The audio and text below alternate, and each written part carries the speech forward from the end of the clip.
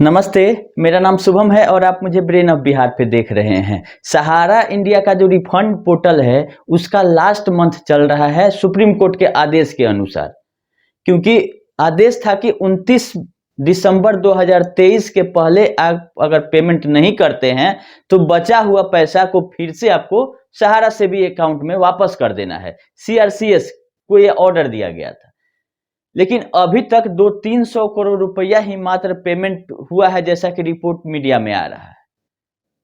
Disbursement का बात कर रहे हैं, तो इस तरह से ये महीना जो दिसंबर का है वो काफी इंपॉर्टेंट है सहारा के भुगतान से रिलेटेड। इसी महीना में ये पता चल जाएगा कि क्या 5,000 करोड़, 25,000 करोड़ या 62,000 करोड़ या 1 लाख करोड़, ये जितना फिगर मार्केट में आ रहा है, इस पे सरकार का ध्यान है कि नहीं है। क्योंकि पिनक पानिक मोहंती और जो यूनियन ऑफ इंडिया का केस था, उसका डेट आ चुका है और केस लिस्ट भी हो चुका है 5 दिसंबर को। और इसी केस में ये ऑर्डर हुआ था कि 5,000 करोड़ रुपया रिलीज कर दिया जाए सीआरसीएस को रिफंड देने के लिए। खैर, प्रक्रिया इतना हुआ, लोग 1 करोड़ से ज्यादा लोग अभी तक क्लेम कर चुके हैं। 99% लोगों का डिफिशियंसी कह के रिजेक्ट कर दिया गया है पोर्टल्स के द्वारा। अब कोर्ट में ये देखने वाली बात है कि सीआरसीएस के तरफ से जो सरकारी वकील हैं, वो क्या कह रहे हैं कि पैसा हम दे पाएंगे, नहीं दे पाएंगे, या 5,000 करोड़ हम वापस कर रहे हैं, या 25,000 करोड़ में जो पैसा बचा हुआ है वो भी हमको दीजिए, क्योंकि 1 लाख करोड़ का लायबिलिटी आ चुका है। ये पक्ष रखना होगा 5 तारीख वाले ऑर्डर में, अगर कुछ इस पे सरकार विचार कर रही है तब। नहीं तो इसके बाद अब इतना जल्दी तो केस लिस्ट नहीं होता सुप्रीम कोर्ट में। 29 तारीख के पहले पैसा को वापस कर देना, फिर नए सिरे से जब डेट लगेगा तो मिलेगा तो ठीक है, नहीं तो इतना जरा जो बड़ा जो सेटअप दिल्ली में बैठा हुआ है, और हमको जहां तक अनुमान है कि सारा एक्सपेंसेस इसी 5,000 करोड़ में से दिया जा रहा होगा, इसका अलग से कोई व्यवस्था नहीं है। तो पब्लिक को तो देने के लिए नहीं, लेकिन एक्सपेंसेस बियर करने के लिए जरूर कुछ ना कुछ सीआरसीएस करेगी कि सुप्रीम कोर्ट से या तो टाइम मांग लिया जाए कि अभी हम 5,000 करोड़ नहीं खत्म किए हैं, वापस करें, या इसका टाइम हमको 2 महीना 1 महीना का और अलॉट किया जाए पैसा डिस्ट्रीब्यूट करने के लिए। ये देखने वाली बात है 5 दिसंबर वाले सुनवाई में क्या होता है, क्योंकि पीआईएल का लिस्टिंग हो चुका है। ये रहा बात इसका। और दूसरा मेरा एक अपडेट है पोर्टल से रिलेटेड ही, कि रीसबमिशन पे ये बताया गया था कि आईटीआर वाले मैटर पे हम आपको आईटीआर, बैंक स्टेटमेंट और अदर डॉक्यूमेंट आपका सोर्स पूछेंगे कि कहां से जमा किए थे। डिफिशियंसी मात्र 19,999 तक का हटाया जा रहा है। उम्मीद है कि जल्दी 1-2 दिन, 4 दिन, 5 तारीख के पहले ही शुरू कर दिया जाना चाहिए टोटल लोगों का डिफिशियंसी हटाने का प्रक्रिया। तो अगर शुरू किया जाता है तो उसमें आईटीआर वाला मैटर बहुत लोग जिससे डरे हुए हैं, उसका हमको अनुमान जो लग रहा है पोर्टल पे आ भी गया है कि आईटीआर और बैंक स्टेटमेंट को मैंडेटरी कर रही है सीआरसीएस।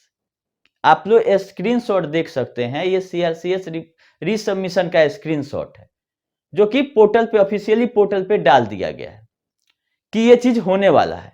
इसीलिए हमने सोचा कि आप लोग को अपडेट कर दे कि आईटीआर और बैंक स्टेटमेंट जिनके पास है, जब आप जमा किए थे तो अच्छा है। अगर आपका 3-4 साल में जमा है मिला के, तो इसमें ऑप्शन आ रहा है कि 4 साल 5 साल का आप आईटीआर लगातार अटैच कर सकते हैं एक एक करके। उसी तरह से बैंक स्टेटमेंट भी, एक बैंक है, 2 है, 3 है, 4 है, 5 है आपके पास अकाउंट, तो सबका स्टेटमेंट ऐड करके प्लस का निशान दिया जा रहा है कि आप ऐड कर सकते हैं। तीसरा, अदर डॉक्यूमेंट में मैंडेटरी नहीं किया गया है। उसके बाद भी अगर आपका कुछ और ग्रीवांसेस है कि हम पैसा यहां से जमा किए, तो वो अदर डॉक्यूमेंट में आप लिख के या उसका सपोर्टिंग दे सकते हैं। लेकिन इसमें 2 चीज पूछा जाता है कि आपका प्रोफेशन क्या है, आप क्या करते हैं, और सोर्स क्या था आप जमा किए। जो लोग का क्वेश्चन था कि हम मान लीजिए कि हम अपने लड़का या लड़की के नाम पे जमा कर दिए जो माइनर है, माइनर का पैन बनता है, लेकिन उसका इनकम जो होता है वो कैलकुलेट होता है उसके मदर या फादर में। अगर कोई 18 साल से कम का आदमी है, लड़का है या लड़की है, तो उसका पैन कार्ड बन जाता है। पैन कार्ड बनता है माइनर का, लेकिन उसका जो इनकम जनरेट वो करता है, तो मदर या फादर जिसका इनकम ज्यादा हो, उसमें वो इनकम जोड़ के इनकम टैक्स लगता है। ये नियम है माइनर का। तो बहुत लोग हैं कि अपने बेटा बेटी के नाम पे जमा किए, तो बेटा बेटी के अकाउंट से तो पैसा निकलेगा नहीं, उसमें तो फादर के अगर अकाउंट से निकल के जमा हुआ है ठीक है, या फादर के कमीशन से जमा हुआ है, या फादर के अदर इनकम से जमा हुआ, ये सारा बहुत सारा प्रॉब्लम लोग कमेंट करके बता रहे हैं कि ऐसा ऐसा हुआ कि कमाने वाला एक आदमी है, पैसा जमा किया वो घर के, मान लीजिए वाइफ के नाम पर, बेटा के नाम पर, बेटी या फादर के नाम पर, किसी के नाम पे कर दिया, वो उससे मैच नहीं करेगा कि पैसा निकला मान लीजिए मेरे खाता से और अकाउंट है मेरे बेटा के खाता से, तो ये सब दिक्कत आएगी। अब इसका एक्चुअल और प्रॉपर जो सोल्यूशन है वो जब तक पोर्टल आ नहीं जाता है, और क्या एक्चुअल में फाइनल क्या आता है रिपोर्ट, क्योंकि अभी रोका गया है ऑफिशियली, जो डिफिशियंसी कोड 6 था उसको हटाया गया है आईटीआर वाला साइट से, कि अभी हम इसके बारे में कुछ नहीं बोलते हैं। लेकिन जब जिस दिन डिफिशियंसी बोला जाएगा कि सब लोग अपना डिफिशियंसी हटाएं, तो उसके साथ साथ ये भी जारी हो जाएगा कि डिफिशियंसी कोड 6 के लिए आपको क्या करना है। अभी फिलहाल जो स्क्रीनशॉट शेयर किया गया है यूजर मैनुअल में सीआरसीएस के साइट पर ही, उसमें ये दिखाया जा रहा है कि बैंक स्टेटमेंट और आईटीआर मैंडेटरी है।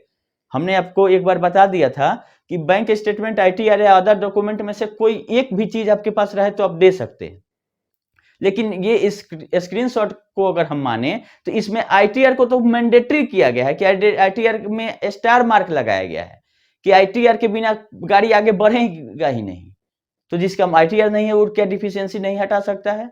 जिसका बैंक स्टेटमेंट नहीं है उसका वो डिफिशियंसी नहीं हटा सकता? ये क्वेश्चन मार्क लगा रहा है सिस्टम पर। और दूसरा चीज, जो लोग ये समझ रहे हैं कि हम अप्लाई किए नहीं पैसा मिला, तो इसमें होना जाना कुछ नहीं है। आपका भुगतान नहीं होगा पोर्टल से अगर 5 लाख से ज्यादा है, अगर आप आईटीआर बैंक स्टेटमेंट नहीं देते हैं तो इससे अधिक कुछ होने वाला नहीं है। ऐसा नहीं है कि आप पर फाइन पेनल्टी या कुछ ऐसा आपको फंसाया जा रहा है। बाकी भुगतान के रास्ते, जैसे सहारा इंडिया को मना नहीं है अभी भुगतान करने से, वो आज भी कर सकती है लेकिन नहीं कर रही है। और भी रास्ता आप केस कर सकते हैं, अपना एडवोकेट रख सकते हैं, जैसे आपको सुविधा हो आप कर सकते हैं। पोर्टल यही आपको, अगर आप नहीं डालते हैं या डालते हैं अगर लिंक नहीं हो पाता है आपका इनकम और आईटीआर या आपका जो डिपॉजिट है सहारा में, तो ये बोलेगी कि ये आपका क्लेम निष्पादित नहीं किया जाएगा पोर्टल के माध्यम से। और पोर्टल के माध्यम से नहीं होगा तो ऑफलाइन का कोई व्यवस्था करे सीआरसीएस ही, जिसका 5 लाख से ज्यादा है उसको बुलवा ले, उसका फाइल ले ले, उसका सब कुछ ले ले। पोर्टल से अगर नहीं व्यवस्था बन रहा है, आप नहीं जांच कर पा रहे हैं, फिजिकली आप बुला लीजिए 5 लाख से ज्यादा को, कहीं ऑफिस में सीआरसीएस के सहारा के कहीं ऑफिस में बुला लीजिए। और डिफिशियंसी जो हटाने वाला प्रोसेस चल रहा है, बहुत लोग बोल रहे हैं कि ब्रांच से भुगतान करने के लिए 10-20 हजार करोड़ तो पहले शुरू में चाहिए ब्रांच मैनेजर है, उनके रिश्तेदार और जो लोग इंटरनल है उनको देने के लिए। ये बात बहुत लोग इंटरनल लोग भी बोलते हैं कि ब्रांच में अगर पैसा आएगा तो लोग बंदर बांट कर देगा, पहले अपना निकालेगा कि एजेंट पब्लिक का देखेगा। तो ये तो भूल जाइए कि आप ब्रांच से या सहारा से कुछ होने जाने वाला है, क्योंकि जो सहारा श्री को अमर कर रहे थे लोग वो शांत हो गए, सब कुछ बीत गया, कोई अपडेट कहीं नहीं है, सब लोग अपने अपने जगह पे फिर पहुंच गए। उनको भुगतान से और रिफंड पोर्टल से कोई मतलब नहीं है। अगर सहारा ने सही टाइम पे अपना फॉर्म और अकाउंट डिटेल सब सीआरसीएस को दिया रहता तो ये रिजेक्शन नहीं आता। अधिकतर केस में है कि सहारा ने फॉर्म अपलोड नहीं किया, डाटा मैच नहीं कर रहा है। तो अगर डाटा मैच नहीं करता है, अगर सीआरसीएस पेमेंट मान लीजिए दे ही दिया आपको, अगर गलती से 10 लाख में भी अगर एक भी बॉन्ड ऐसा निकल गया कि जिसका गलत लोग भुगतान ले ले, मान लीजिए मेरा बॉन्ड नहीं था, नाम में अंतर था और हम अप्लाई किए और पोर्टल ने उसको अप्रूव कर दिया, नाम में डिफरेंस रहने के बावजूद भी, फादर्स नेम नहीं मिलाया, डेट ऑफ बर्थ नहीं मिलाया, क्योंकि बहुत लोगों का सब कुछ मिसमैच है। एक ही आदमी का 3 तरह से नाम लिखा गया है, जो कि एफिडेविट में लोग कंफ्यूज है कौन सा नाम लिख के करें। तो एफिडेविट जो कराना है उसमें है कि एक तरह 2 तरह का आपका नाम है, तो एक गलत वाला और एक आधार वाला, चाहे एक बॉन्ड सहारा में है जो और एक आपके आधार में है वो। उसके अलावा अगर तीसरा भी नाम आपके पास है, आपके पास 10 बॉन्ड है, 10 में अगर 4-5 तरह का नाम है, किसी में कुमार सिंह है, किसी में खाली कुमार है, किसी में कोई स्पेलिंग मिस्टेक कर दिया सहारा ने, तो इसमें क्या एक ही नाम लिखेंगे या सब नाम को लिखना है कि ये नाम से मेरा बॉन्ड है, या अलग अलग एफिडेविट कराना है? इस पे कोई क्लैरिफिकेशन नहीं है। अब जो नोटरी कर रहा है उससे आप लोग समझ लीजिएगा। मेरा सजेशन है कि आप अगर 3 तरह का नाम है तो 3 एफिडेविट बना दें, या एक भी एफिडेविट बनवा रहे हैं तो तीनों नाम आप जरूर जिक्र कर दें कि ये नाम मेरा है।